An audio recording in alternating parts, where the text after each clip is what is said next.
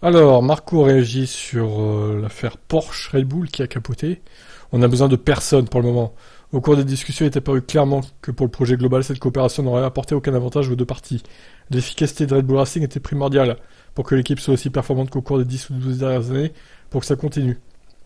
En dernier mot de position, nous avons le pilote le plus rapide jusqu'en 2028. Nous avons Adrian Newey, le meilleur designer. Et nous avons une usine de moteurs qui a été pleinement opérationnelle en 55 semaines. En gros, un an, quoi. Le premier moteur a déjà démarré.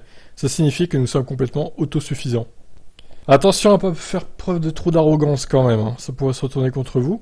Cependant, Marco laisse la porte ouverte si un autre constructeur frappe à la porte. Avec une vraie valeur ajoutée, why not? Si un autre constructeur se présente en apportant plus que ce que voulait nous apporter Porsche, et si un savoir-faire peut être apporté dans le secteur des moteurs ou si d'autres synergies ou avantages peuvent être obtenus, on est ouvert à la discussion. Mais s'il s'avère que des synergies et des avantages se présentent, alors nous sommes ouverts. Étonnamment, nous avons reçu quelques demandes de renseignements maintenant que l'annulation de la venue de Porsche est devenue officielle. Et si ce manufacturier de surprise était Honda, qui semble déjà regretter son départ de prématuré du sport? On discute toujours avec eux, déclare-t-il. Horner, à son tour, il répète que Red Bull se sent grande et assez belle toute seule.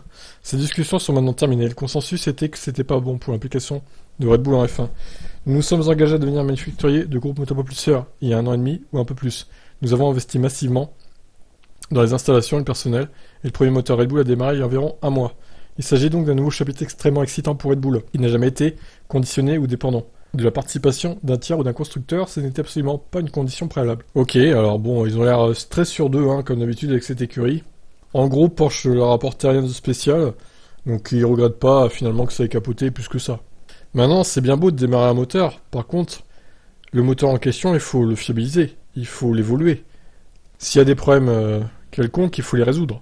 Donc vous sentez pas trop grand trop vite les gars, parce que ça pourrait se retourner contre vous. Restez humble s'il vous plaît Red Bull. Ça changerait d'habitude. Allez, ciao.